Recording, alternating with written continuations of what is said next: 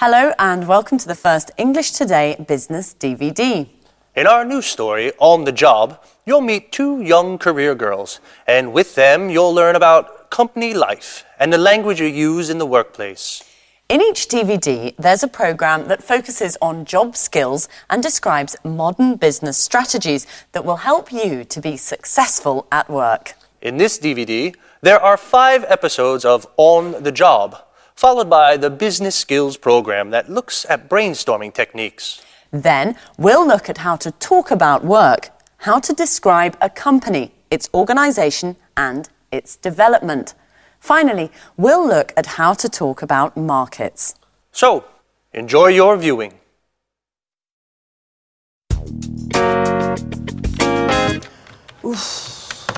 This report is so boring. Numbers, accounts and statistics. I hate it. I'm an artist. When I was younger, I used to write short stories, novels, poems, and I was good at it. What has happened to my inspiration? What am I doing here? A publishing house, that's where I would like to work. Okay, Victoria, stop dreaming. Let's get back to the report. The boss wants it on his desk at 5 this afternoon. Oh, isn't there anything more interesting to do? Like listening to some good music.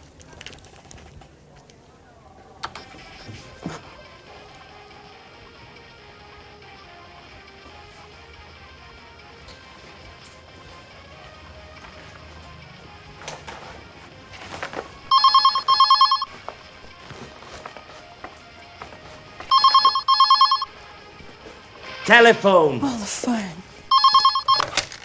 Hello, this is Victoria Lee. Oh, Lucy, what can I do for you? No, I'm not busy. Well, actually, I am very busy. I have to write a boring report for the boss. Anyway, what is it? Is there a problem? What? Mr. Lewis wants to speak with me. Really? Yes, of course. Put him through. Good morning, Mr. Lewis. It's a pleasure to hear from you. How are you? I'm fine, sir. What can I do for you? Yes, I know the product. It's very interesting, innovative, and the marketing department thinks it has a lot of potential for the international market. What? Me? Really? Thank you, sir. Yes, immediately. Yes, Victoria. Today is your lucky day. Bye-bye, boring report.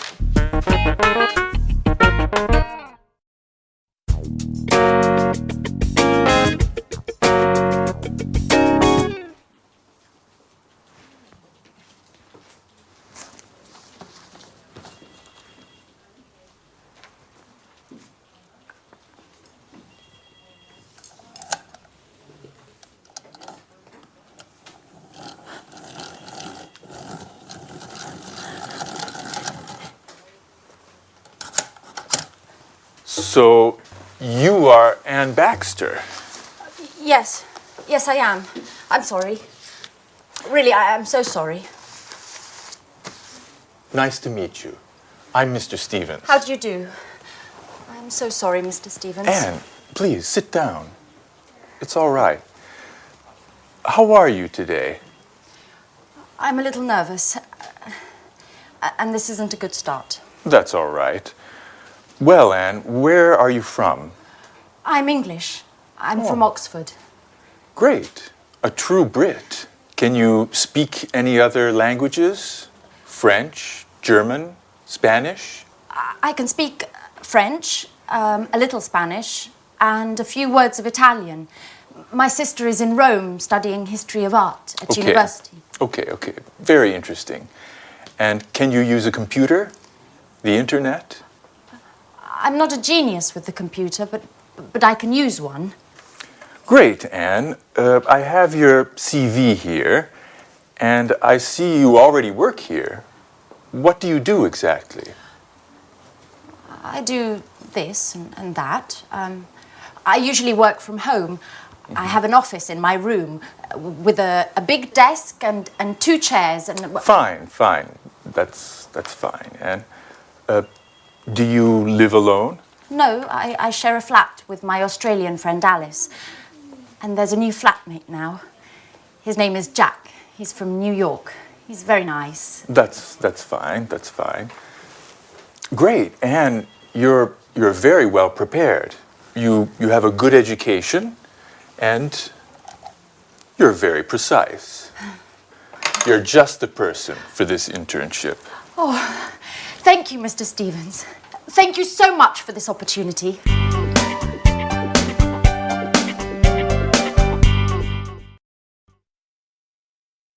Good. Now, let's see if you know the names of jobs and professions. I will mime a job and a profession. You try and guess what it is. All right? Number one. What's this? What's my job? Ladies and gentlemen, what would you like to eat this evening?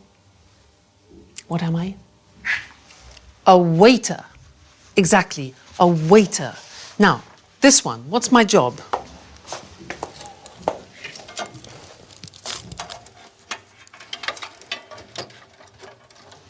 Difficult job.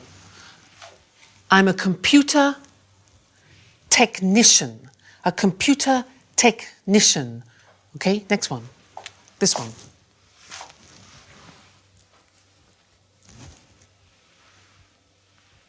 What's my job? No, I'm not a policeman. I'm a policeman. A policeman. Be careful of the pronunciation.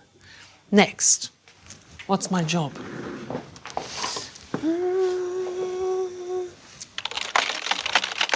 Hello? Hello? Yes, yes, yes. Thank you. What's my job? I'm a difficult one. Secretary. Listen to the pronunciation. I'm a secretary. Next one. Let's see. Here. This one here.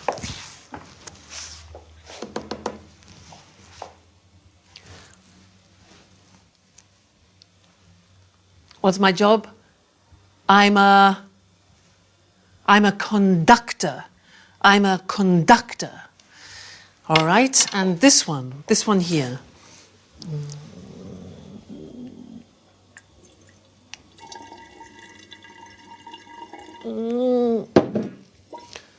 I'm a scientist. Again, a difficult pronunciation.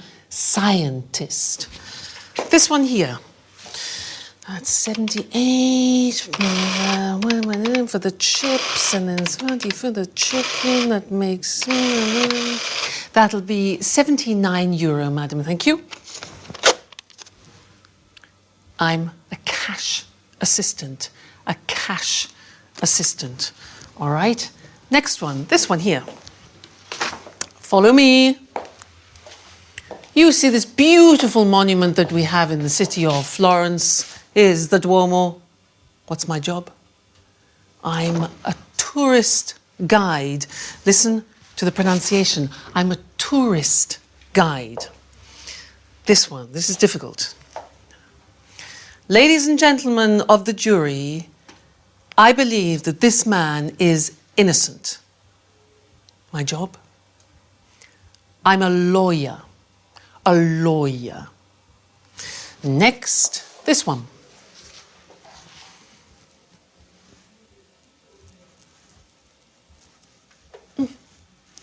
I'm a painter. A painter. Good. And the last one. What do you think this is?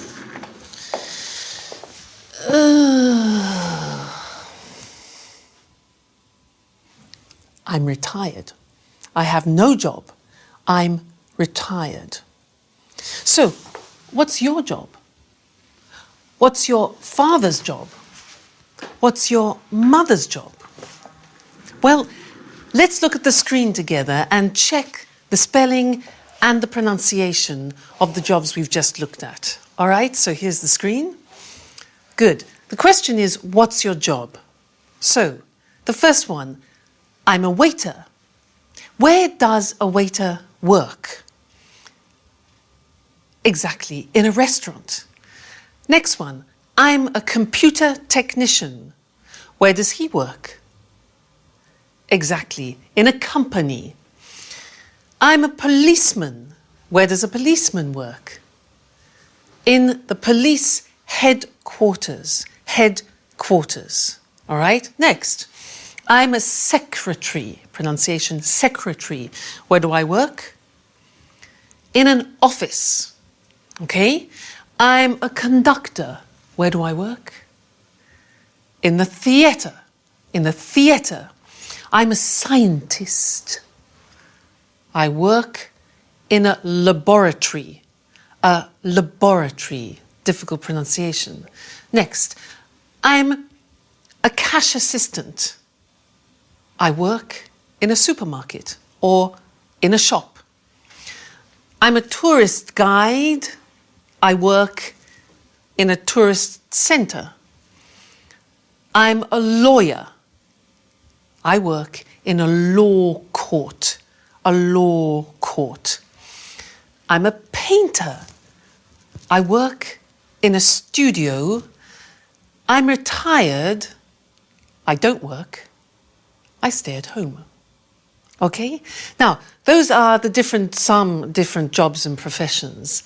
Now, let's look at some of the questions that you can ask people about their jobs. Let's look at the screen again. You could ask, for example, do you enjoy, do you like your job? Or you could ask, do you have responsibility in your job? Or what about this? Do you have a good salary? Does your salary reflect your job? Or training, education. Do you attend training courses? Another one, this. Do you have promotion prospects? Promotion prospects. Another one, are the working conditions good? Are the working conditions good, like holidays, for example? Then, do you meet a lot of people? Do you meet a lot of people? And one more, is your job creative? Is your job creative? So those are the questions you can ask in conversation, talking about jobs. Good. Well, that's the end of the first lesson, and I look forward to seeing you in the second. Bye.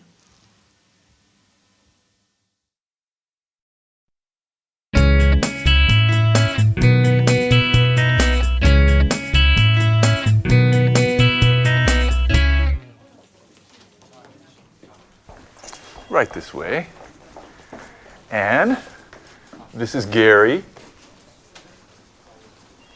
And this is Rachel. Hello. Hi. Pleased to meet you. Rachel is a very important team member at our publishing house. She knows everything about the company. Thanks. She was our first employee, 1985. 1985. And she can answer any questions you may have. Okay, Anne, you're in good hands. Have a productive day. Oh, all right, Anne. Are you ready? Well, Mr. Stevens founded this publishing house in 1985. Oh, just a moment.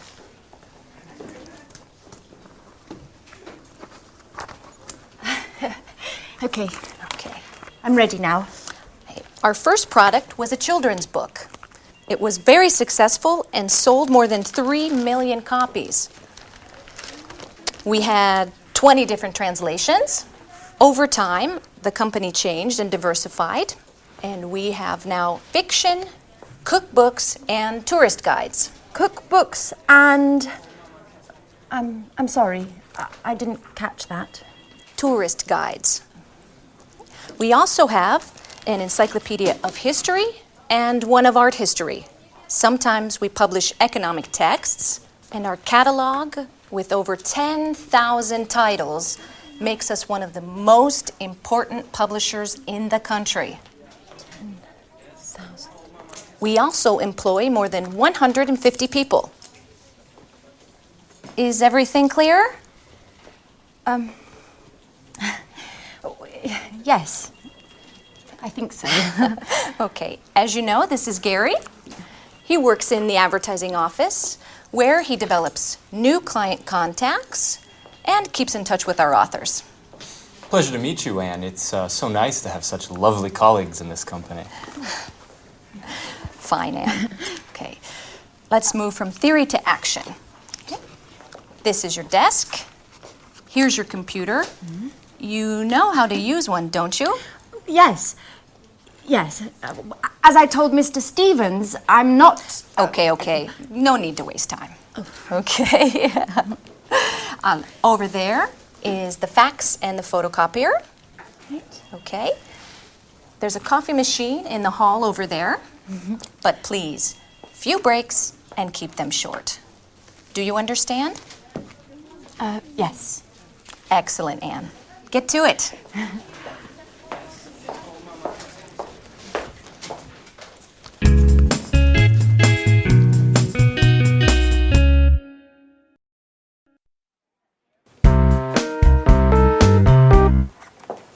Oh, good morning, Mr. Chang. Excuse me, I was just rearranging my office. Take a seat, please. Thank you. Thank you. It looks very nice here. Thank you. Well, before we begin to talk about our new product, I would like to give you some information about our company. Speedmaster Spectre is a multinational company which specialises in well-designed, high-tech sporting goods. Founded in Los Angeles in 1995, we now have 15 branches worldwide. That's very interesting, Mrs. Lee. How much is your company's revenue? Over the past few years, Speedmaster Spectre's revenue has grown impressively. Today we have a turnover of more than 60 million euros of revenue. Our revenues abroad amount to more than 50% of that total. Very impressive. And what are your target markets? We have product lines for men, women and children with gear covering head to toe. Our brand is synonymous with reliability. Speedmaster Spectre is trusted around the world and we are considered one of the leaders in our sector. Great. So, what can you tell me about this new product? This is a revolutionary new tennis shoe. It's extremely durable thanks to our high-quality materials. We're interested in the Southeast Asian market. We believe that these shoes are the right product for that market. And where are they manufactured? Right, that's our strength. We have factories that meet all work standards and regulations in the countries we would like to target. And what is your role, Mrs. Lee? In the past, I was responsible for the Southern European market. Just last week, I took on a new role to test and distribute our products into the Chinese market. It's a very challenging position. That could deliver positive results. Together we can do great things, Mrs. Lee. Well, goodbye, Mrs. Lee. This meeting has been very profitable for both of us. Let's talk soon. Thank you, Mr. Chang. And yes, let's meet again soon. Great. Bye-bye.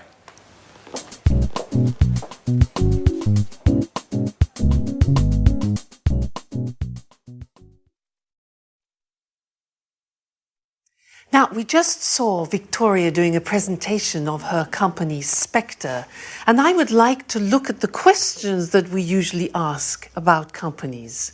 Let's look at those together on the screen. So, the first question we usually ask is about the type of company. We say, what type of company is it? For example, a multinational, a private, a public, a family company. Another question we often ask is about the main or the principal activity. So the question would be, what does the company do, or what is its main activity? For example, manufacturing or engineering or production. Another question is about the employees. Look at the pronunciation of that. Employees, that's the name for the people that work in a company. So the question could be, how many employees are there? Another question we often ask is about subsidiaries or branches, which are small companies directly linked to the main company. And the question could be, does it have any branches? Does it have any subsidiaries? Another question important for us is the location. Where is the company located, or where is the company situated? And then we need to know about the products, the number of products, for example. So we could say, how many products does the company have, or does it have a large product range? And then the last thing, which is very important, is the money. And when we talk about the sales, the profit, etc., we talk about turnover or revenue. And the question is, what is the annual turnover or revenue of the company? Okay, so those are typical questions. Now, let's look at some answers. In order to do this, I want to compare Spectre, which Victoria works for, and then I want to look at the company that my brother owns, because my brother has his own company. He's the owner-manager of the company. He's the director. But it's very different to Spectre. So let's look at the difference between them, and let's look at the screen. Now, if you can see, Spectre is a multinational company. It's a very big company. But my brother's company, which is called Decorate, is a small family company. Now, Spectre specializes in sports goods, especially these high-tech shoes. But my brother's company, Decorate, produces kitchenware, objects like this. Kitchenware, things for the kitchen. The employees. Now, in Spectre, they have 1,500 employees. It's a big company. But in my brother's company, there are only 37 employees. Then the branches. Well, Spectre is a multinational. It has 15 branches and factories abroad. But my brother has only one head office.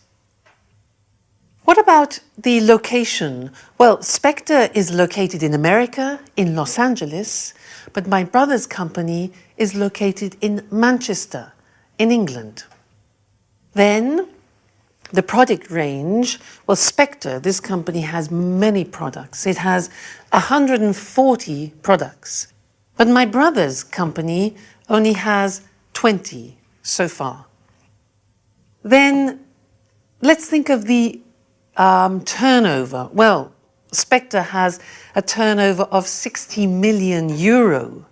My brother has a turnover at the moment of 750,000. But that's not bad. So that's the language that we use when we're talking about companies in general. So next time in the third lesson, we'll talk about something new. And I'll see you then. Bye.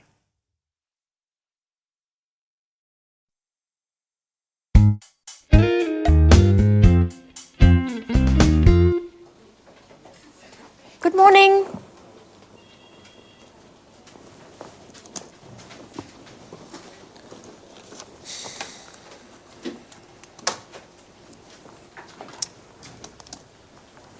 So, are you ready? Yes, quite ready. Okay, then let's begin.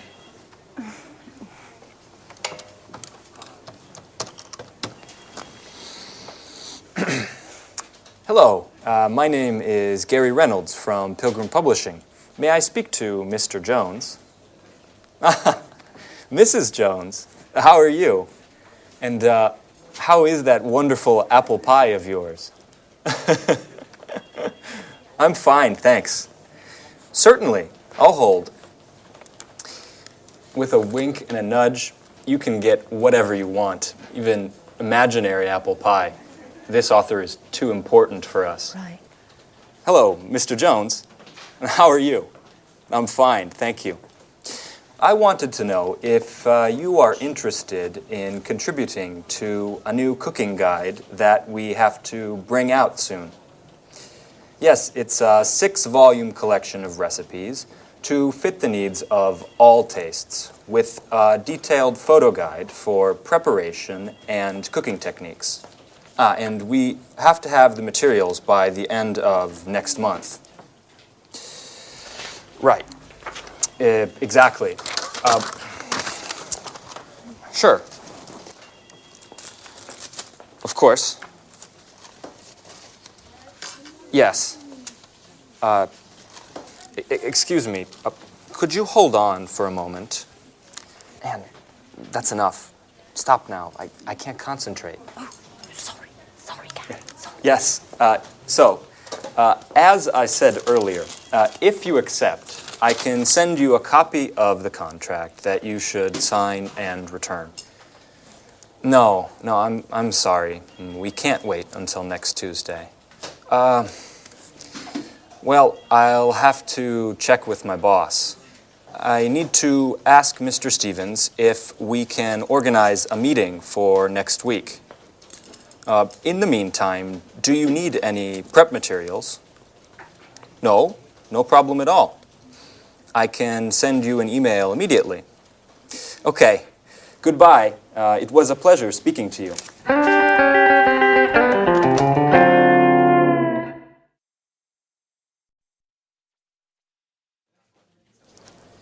Do you always have to take notes? Yes, I do. I have to learn as much as I can, and there's so much to learn. I study my notes every evening. What a model colleague. You're so serious, so diligent, and an absolute nut about cleaning. Truly an asset to this company. You're making fun of me. No, of course not. It's such a shame. Such beautiful eyes shouldn't only read all the time. Come on, Gary, stop it. Let's get back to work. Okay. I mustn't pay you any compliments then. So, Ms. Baxter, can you give me the notes from my conversation with Mr. Jones? Okay. So, you said to Mr. Jones that... Oh, I have to start from the beginning, right? Anne, calm down. It's not an exam. I know what we should do. You should try a telephone call. Me? Oh, no. No, I'm not ready yet. Sure you are. It's not that difficult. Okay. Here, Who do we have to call next? try to call Mr. Clifford. All right.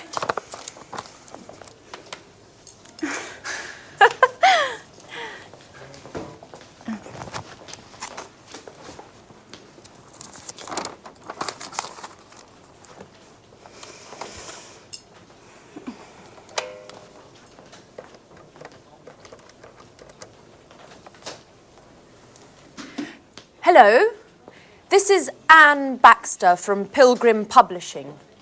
Please may I speak to Mr. Clifford? Oh, I see. All right, thank you very much. Right, goodbye. Well, what happened? Well, Come on, tell me. I dialed the wrong number.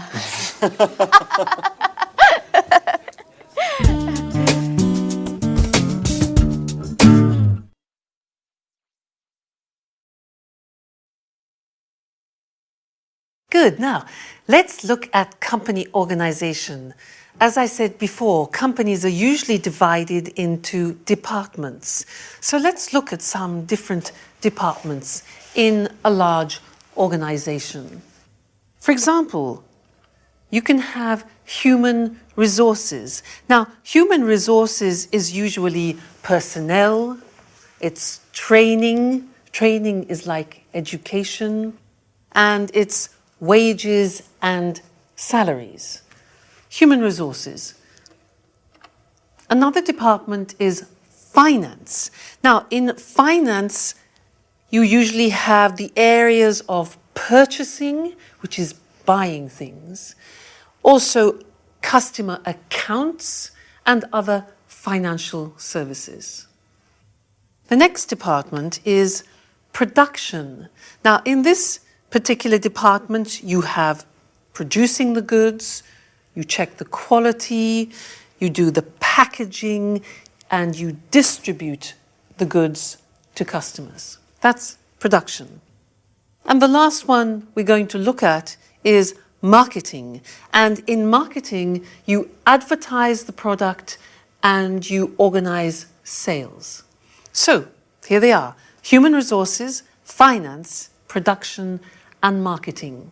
Now it's your turn. I am going to describe some activities in these departments, and you must decide which of the department the activity is in, okay? I'll give you an example. For example, which department recruits staff? Recruits, that's a difficult verb, takes on staff. Which one? Human resources, finance, production, marketing? Exactly, human resources. Now, you go. Which department creates an image? Creates an image. Marketing. Good. Next one. Which department manufactures and produces the goods? Oh, it's easy. Production. All right. Next one. Which department, very important, pays salaries? Salaries. Human resources, exactly. Next one.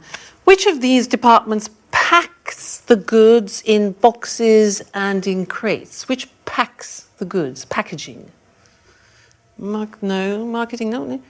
Production, exactly, it's production. All right. Next one. Which of these prepares invoices? Now, do you know invoices? Invoices are like the bills that you send to customers or suppliers. Which one? That's a job for finance, exactly. Next one. Which department checks the quality of the goods? The quality? Marketing? No. Production, that's it. Good. Next one. Who trains the staff? Who teaches the staff? Who organizes courses? Yeah. Human resources, all right? Now, who dispatches the products? Dispatches, that sends the products. Which one? It is production, actually. It's production. This is easy. Which one designs an advertising campaign? An advertising campaign, obvious. Marketing. Okay. Who does the budget, taxes, and investment? Clear, yeah? That's finance. Finance department, taxes. Now, who purchases? That's a difficult verb. Who purchases? That means buys. Who purchases supplies? Who purchases things for the company? Which one do you think? Marketing, production, human resources? Well, actually, it's finance.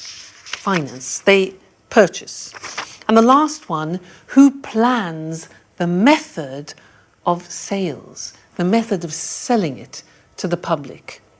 Human resources, finance, production, marketing? Marketing. Fantastic. So good. So there you have an idea of 4 of the most important departments that you find in large organizations. Well, that's all for now, and I look forward to seeing you in the next DVD for some more Business English. So goodbye for now.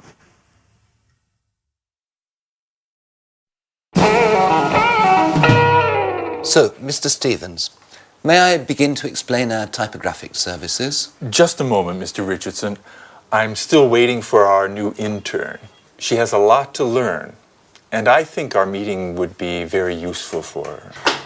Good morning. I'm sorry I'm late, Mr. Stevens. Never mind, Anne. Anne, this is Mr. Richardson. How do you do? Good morning. Anne, I see you've had your hair done. Very nice. Oh, thank you, Mr. Stevens. It looks like you were out late last night. I hope you had fun. Were you at a party or perhaps a club? Oh, no, I was at home. Actually, it was quite a difficult night, and anyway, I don't want to bore you with my personal problems. Right. So, Mr. Richardson, tell us about your typographical services then. Founded by Charles Emerson, Montex has been active in the typographic market since 1985. From the beginning, we have been known for our innovation and high-quality products. Mr. Emerson's children, John and Lucy, have continued the tradition by improving and enlarging the family business. The first Montex office was located in Russell Street. Oh, Russell Street! That's where the flower market is. I went there just the other day and bought 2 beautiful yellow orchids. I'm sorry. I'm sorry, Mr. Richardson. I didn't mean to interrupt you. As I was saying, over the years and following changes in the market, our company has diversified and extended its line of products. We've purchased the latest technology, offering our customers the best package available on the market today. In 2000, we moved to a larger office space in order to improve production. Our new headquarters are located in Rodney Road, and we have approximately 55,000 square meters at our disposal. Well, that's a huge space. Yes, that's right. It's very big. Anyway, our first success was with brochures, marketing flyers, pamphlets, and company catalogues.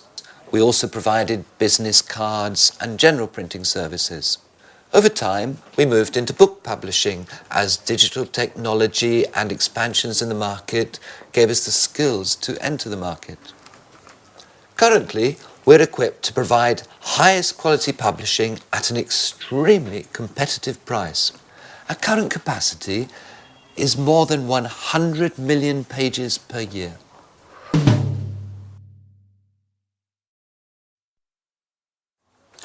So, Anne, have you understood everything?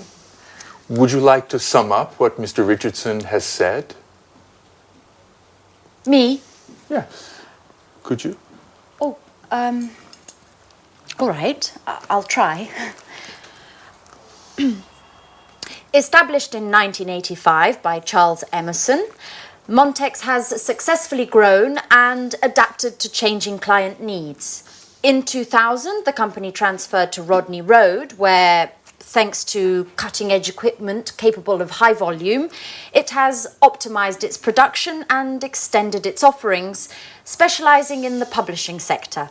Currently, it provides top-quality printing at extremely attractive pricing. Well done, Anne. You have a great ability to summarize. You know, Mr. Richardson, we aren't very pleased with our current typographers. They don't meet deadlines. Professionalism, efficiency, and punctuality are the keys to our success. Do you know that in just a few years, the number of Montex clients has grown by 100%? And what sort of printing do you principally use? Digital printing and offset printing in the case of high-density needs. What? Offset printing? Young lady, you work for a publishing house and you don't know what offset printing is? No, sir. I'm afraid I don't. Is it important? And offset printing is the classic way in which a graphic project done on a computer is converted to the final printed page. I get it. I get it. Well, it is important. It's extremely important. What an idiot I must seem. I basically told you I have no technological know-how. You know, Mr. Stevens, I am studying the editor's manual that you gave me, but but I haven't got to the letter O yet.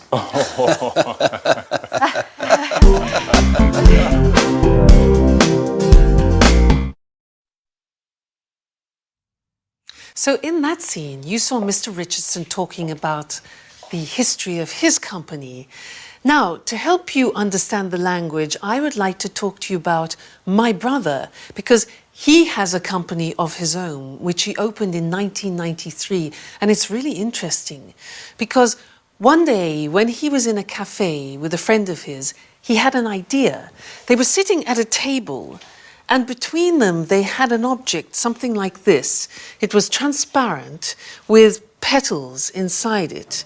And he thought, well, wouldn't it be fantastic if they could fix that idea? So what he did is he designed a prototype. This is the example. And he made the first prototype of plexiglass. And you can see inside there are real natural objects in the plexiglass. Then he did some market research to see if people would like objects like this.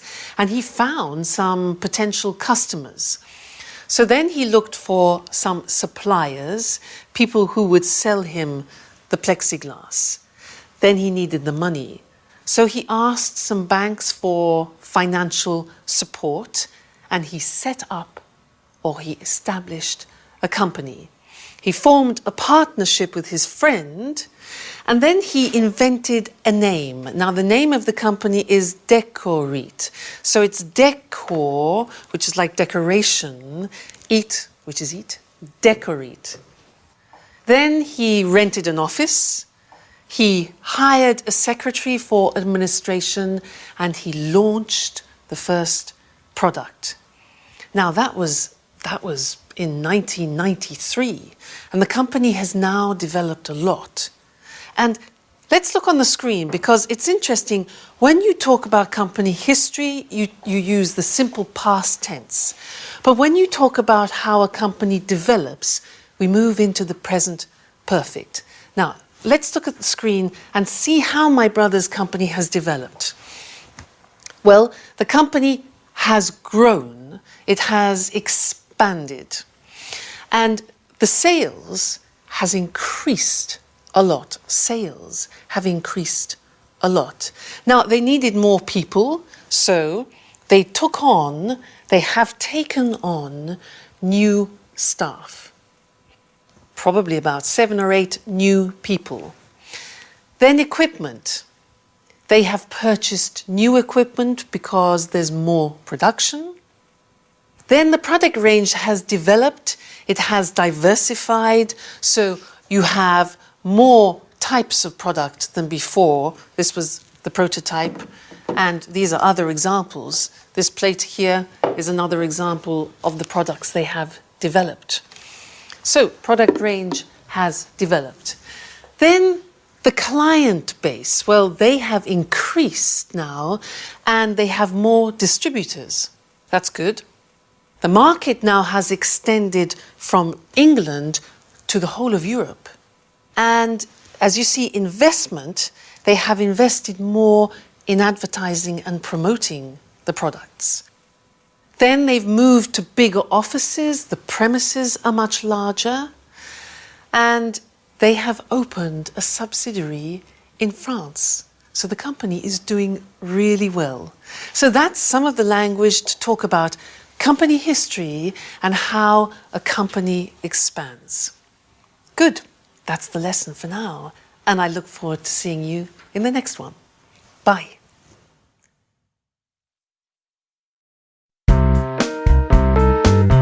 We're meeting here today to show Mr. Chang our new Smarty tennis shoes.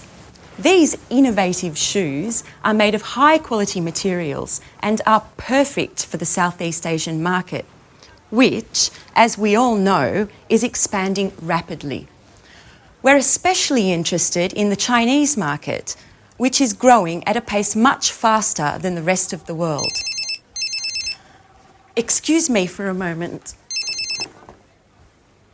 Henry? Hi. I'm sorry, but I'm in a meeting right now. Let's talk later, okay?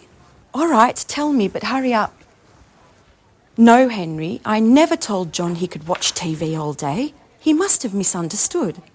All I said was that he can watch all the TV he wants, but only after doing his homework. This really isn't the right moment, Henry. I'm sorry. Can we continue this conversation later on this evening? Pardon the interruption. Now, as I was saying... Excuse me, Victoria, but do you think this is the right product for the Chinese market? I think that before we export Smart in the Southeast Asian market, we need to take a close look at the local competition and the market's tasters in the sector. Excellent observation, Paul. We've actually already done market research, and as Mr. Chang can confirm, demand for sporting goods in China has grown by 50% over the past 10 years. Far Eastern consumers are increasingly interested in the latest fashion. They have become the most demanding consumers of fashion and quality in the world. Isn't that right, Mr. Chang? Oh, yes. Your fashions have reached our shores. Fashion is law, especially for young consumers. In fact, purchases are driven more by trends than by the actual products. And what about the competition, Victoria? It's a well-known fact that labor costs are lower in China, and the shoes produced in China are much more cost-competitive than in Europe. Right again, Paul. However, our shoes are manufactured with high-quality materials that target an upper-level segment of the market. This market segment is quite happy to spend more on products that are well-equipped, last longer, and are of a higher quality.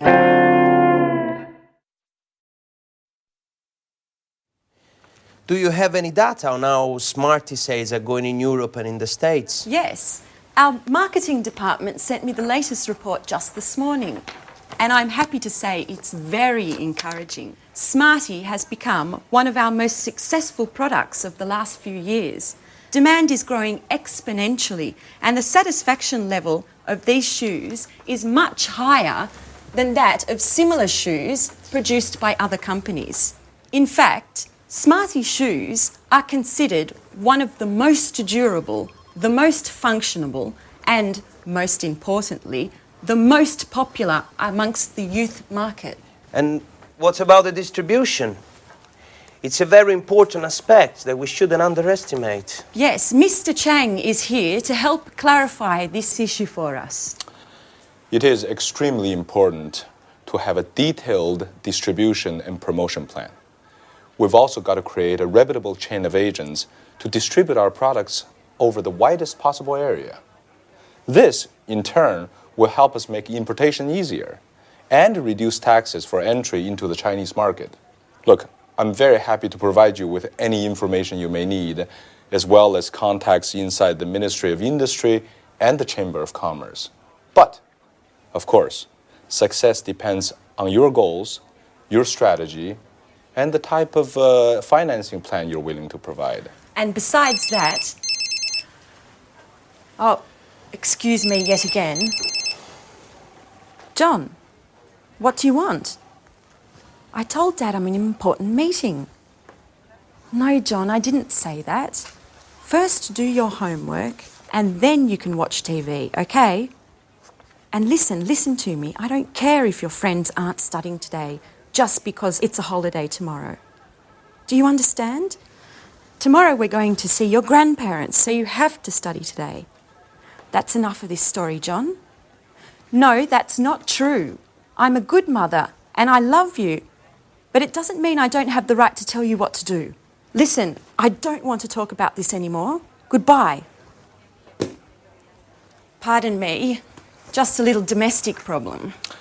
Oh, yes, Mrs. Lee. We all know that kids cause more problem than work. You're right, Mr. Chang. Kids. Anyone who understands them is a genius.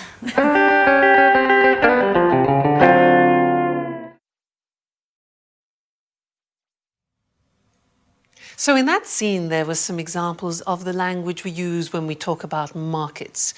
To help us understand that language more, let's go to the computer and see it. So, if a company wants to go into a new market, we talk about it as entering a market or even penetrating a market. Now, if a market has been there for a while, we say that the market is established or it's well established. But often, markets change. If they improve, we talk about the market situation growing or increasing. But if the opposite happens, we say that the market shrinks. It's shrinking or it's decreasing. However, if we find a change which is uneven, we say that the market is fluctuating, that it's changing. Or, if there is no change, we talk about the market as being stable. If the market is full and there is no more room to promote or sell your product as a company, we say that the market is saturated. So those are the typical words that we use when we describe markets. Now, also in the scene that we saw with Victoria, they talked a lot about China and Europe, the difference between the two areas. Now, China is an important country which is coming up. And what I'd like to do now is to revise the comparatives and superlatives, in particular the comparatives, and look at the difference between those two markets, Europe and China. Let's look at the screen to help us. Here. Now, if we think about market growth, in general, market growth in China at the moment is faster. In Europe, it's slower. Labor costs. Labor costs, what's that? That is the cost of people working. Well, in China, as we know, the labor costs are definitely lower. In Europe, they're higher. What about market demand? Well, at the moment, the demand for new products and services in China is much greater than in Europe. In Europe, it's less. Production costs, another thing, well, it's cheaper to produce in China also because labor costs are lower. In Europe, it's more expensive. So many companies are moving to China for that reason. How about production time? Well, usually it's much shorter. It takes less time to produce in China than it does in Europe, where it's longer. But what about high tech? Well, usually high tech in China is less advanced than it is in Europe. Europe is still more advanced. That might change though. And then design. Well, I would say that in China the situation is more traditional, whereas in Europe we are still more innovative. We're more innovative. So that's an example of how you can compare different world markets. Great.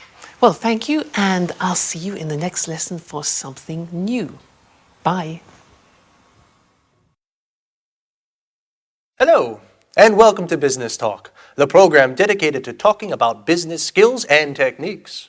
Today's program is all about brainstorming, a very popular conference technique designed to obtain the maximum number of ideas relating to a specific subject.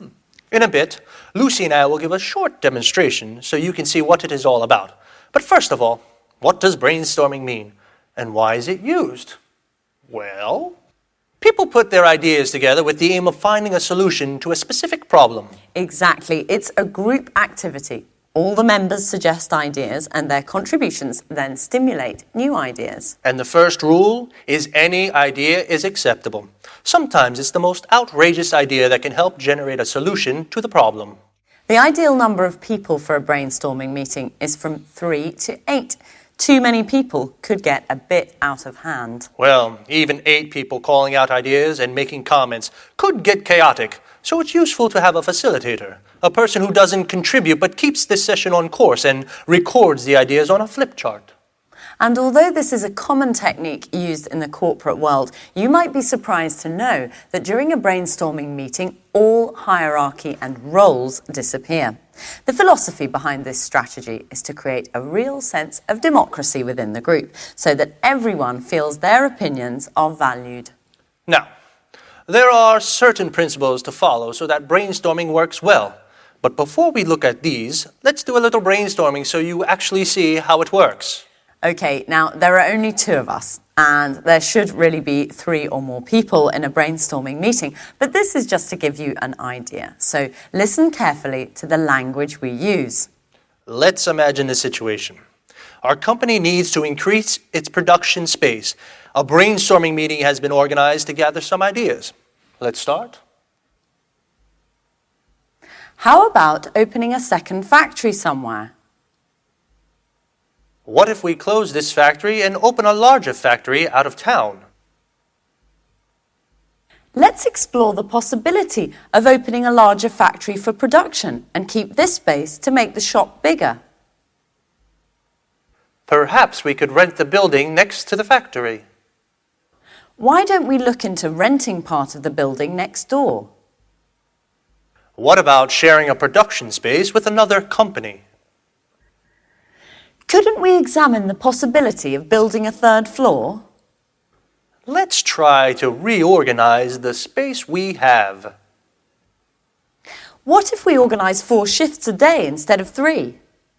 We could relocate our administrative staff and keep production here. How about keeping the production here and renting some office space for the administrative staff? Would we be able to reorganize the shop floor space? Why don't we try moving all the production to China? We could move part of the production to China. What about closing part of the production line? Couldn't we rethink the production line? How about keeping the production of smaller items here and moving the production of larger items to China? Okay, we're going to stop here because we're running out of time, but this process could go on for much longer until enough ideas have been collected. At this point, a short list is made of the best ideas so that they can be carefully evaluated by considering how each one would work in practice. So the aim is to conclude the brainstorming session with 1 or 2 good ideas that can be put into action and hopefully solve the problem. Did you notice how we didn't stop to judge or analyze the ideas as they came up? Well, that's because if each idea were to be discussed during the actual brainstorming, the ball would never get rolling and too much time would be wasted.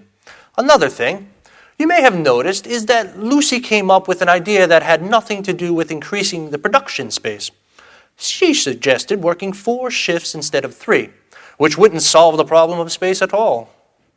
Yes, remember, all ideas are accepted during the brainstorming process because although an idea may seem silly, it might instigate other ideas that could instead give rise to a solution. Yes, actually, you suggested something interesting after the apparently irrelevant idea I had.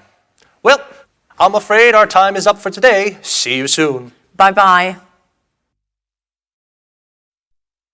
Now, as we said in the programme, the language you use to put forward your ideas during a brainstorming session is really important. So, what kind of language should you use for brainstorming? Clear, well-structured sentences, for example, are essential for this technique to be effective. And don't use any imperatives or rhetorical language. Remember, the aim is to create democracy within the group, and everyone should feel that their ideas are valued. Do you remember how we make suggestions? Let's, how about? These are the expressions we use in a brainstorming session. These expressions open the way to more suggestions and encourage other members to participate. Let's look at some of the structures we used during our brainstorming session. How about opening a second factory? What if we open a larger factory out of town? Perhaps we could rent the building next to the factory. Couldn't we build a 3rd floor? Let's try to reorganize the space we have. Would we be able to reorganize the shop floor space? Why don't we try moving all the production to China? We could move part of the production to China. What about closing part of the production line? Notice how all these suggestions promote group collaboration. Brainstorming is a group activity, so it's important to make everyone feel part of a team. OK, now let's see if you've understood. I'm going to make some suggestions as though I were in a brainstorming meeting. And then we'll see which are tentative suggestions and which aren't. Ready? We could rent another factory. Let's build another floor. I think we should close part of the production line. How about moving production to China? Why don't we try relocating the administrative staff? In my opinion, we should open another factory. Couldn't we reorganise the space we have?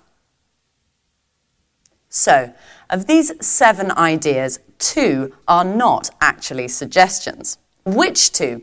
Yes, the 2 that started with I think and in my opinion. It's essential that in brainstorming you don't try to assert your own opinion. What's important is to work as a team. Try to limit the use of I and use we instead. It's not easy when English isn't your first language, and you probably need to practice a couple of times for it to come naturally.